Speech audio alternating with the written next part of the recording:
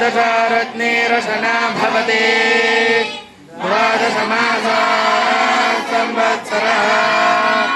संवत्सरमेवावरुन्धे मौञ्जे भवति ऊर्ध्वैमुञ्जाः ऊर्जमेवावरुन्धे चित्रा नक्षत्रं भवति चित्रं वा एतत्कर्म दश्वमेधः समृद्ध्यै पुण्यनामदेव यदुनमध्यवस्यते पुण्यामेव तेन कीर्तिमभिजयति तदा हि पुरुषस्य तेन्द्रिय आयुष्येवेन्द्रिय प्रतिष्ठति जाय प्रजन्नजायिने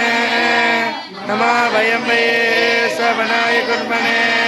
त्वमे कामकामाय मह्यं कामेश्वर वै श्रवणाय दधातु कुबेरान वै श्रवणाय महाराजाय नमः। शरणमहं प्रपद्ये सुतरसुतरसेन